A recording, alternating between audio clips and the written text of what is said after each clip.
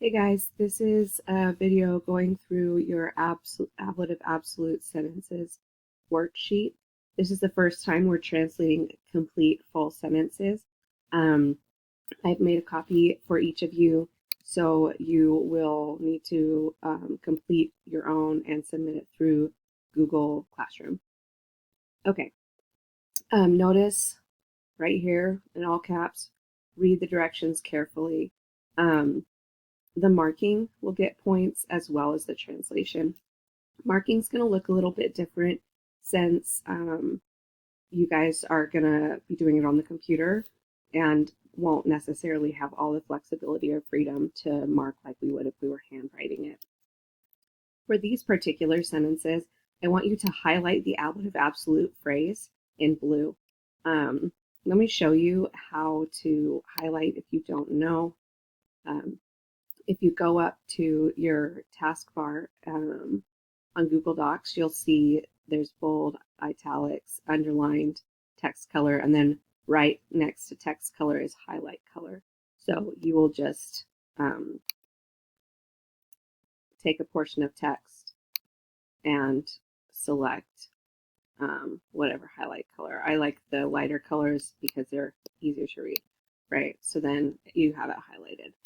So please highlight the ablative absolute phrase in blue and the main clause in green.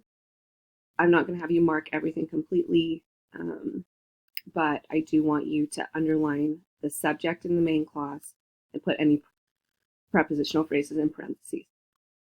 We're going to walk through the first sentence together, and then you guys are going to do the other two on your own, okay? So our full sentence reads, Trianis equum videntibus tota urbs gaudebat. Okay, if I look at the beginning of my sentence, I see a word that's either dative or ablative, Trianis. Then I see the word equum, which is definitely accusative. Then I see videntibus, which is either dative or ablative.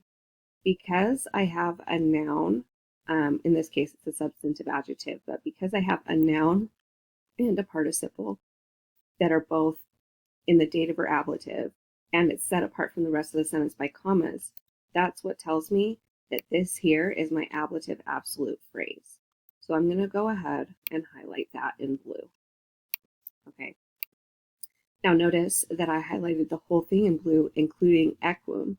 That's because I want you to identify which portion of the sentence is the ablative absolute and which portion is the main clause. Now we've got the main clause, tota urbs gaudebat, and that is the rest of the sentence. So let's highlight that in green. All right. Cool. So that's our first step. Second step, underline the subject in the main clause. So I'm going to the green part, tota urbs gaudebat. I look for what's nominative, and I end up with tota urbs. I don't have any prepositional, oh goodness, come on. I don't have any prepositional phrases here, so according to what I've asked you to mark this time, you're done with marking. All right. So then I would move on to translating it. When you're translating it, I want you to do this in steps. So start with the blue, start with the ablative absolute. Remember that in order to do this, we have to have identified the tense voice of the participle. Videntibus, the nt, tells us that it is present, present participle. Now, when we translate ablative absolute, the ablative noun functions as the subject, and the verb, the participle, functions as our verb. So here, if I was doing a literal translation, I would say, with the Trojans seeing, okay? So again, because this is functioning as the subject, Troyanis and videntibus is functioning as a verb, they go together, with the Trojans seeing, but they've sandwiched the rest of the phrase in the middle, with the Trojans seeing the horse. Okay, so this sets the scene. Now we understand the context for the main clause. And here our main clause says, Tota Earps Gaudebat. Tota Earps, the whole city, Gaudebat, from gaudeo, to rejoice, was rejoicing. With the Trojans seeing the horse, the whole city was rejoicing. I want you guys to write multiple translations, just like we did when we were doing the last assignments, okay? So that means that this part, the ablative absolute phrase, is going to change. You don't have to highlight the English translation, but I think that it can be helpful to you remembering what part needs to change for the 4 different versions you're going to have. If we were going to do a temporal translation, we would say, instead of with, we might say when. Let me put this with bullet points. So that's a little bit easier to look at. And unbold it too. Okay. So when the Trojans, now normally because Widentibus is present tense, we would say see.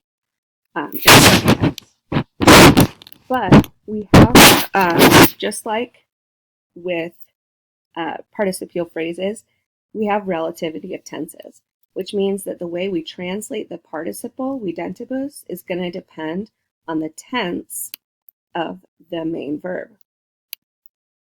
Present tense doesn't mean am is are. Present tense means it's happening at the same time, all right? So if the city was rejoicing, Gaudebat, that means when the Trojans not see, but saw, because we're talking about an action that happened in the past. So it's happening at the same time in the past. When the Trojans saw the horse, the whole city rejoiced, etc. If you want, it's okay if you only just type out the ablative absolute part that needs to change out. So you could say, although,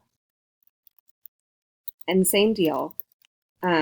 Here, normally we would say see, present tense, but because our main verb is imperfect, we would say saw here because it's happening at the same time.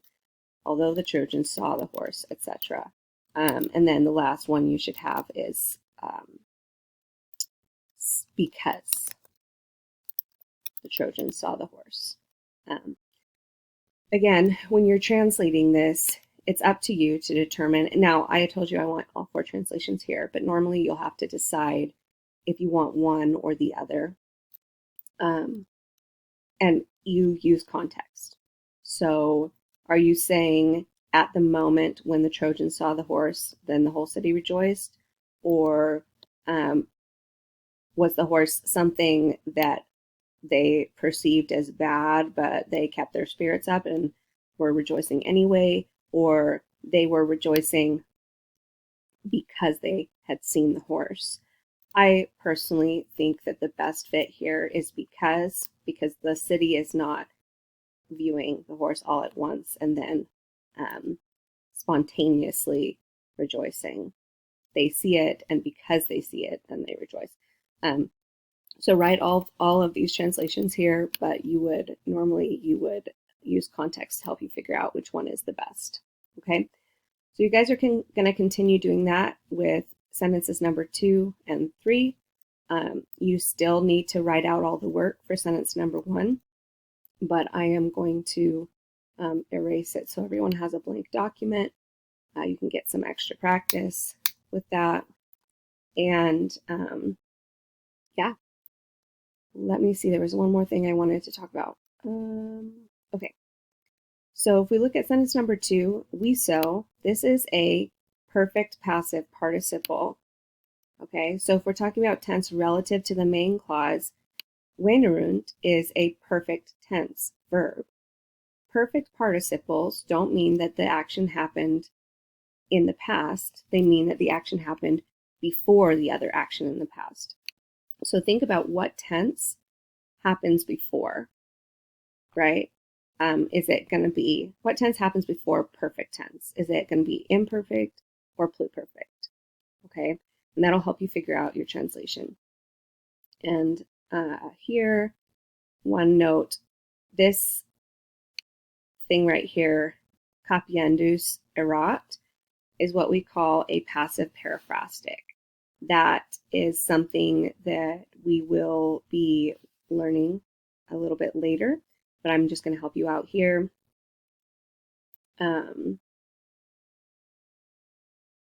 So, capiendus erat, the way you translate it is must be verbed, so must be captured. And now, because we have erat in the imperfect, it would be something like was having to be captured. One thing that's kind of different about passive periphlastics, they do not use ablative of agent. Instead, they use something called dative of agent. It gets translated the exact same way as ablative of agent. It just is in the dative case. So here, nobis would be your dative of agent. If you have any questions, let me know. And I hope you have a great day.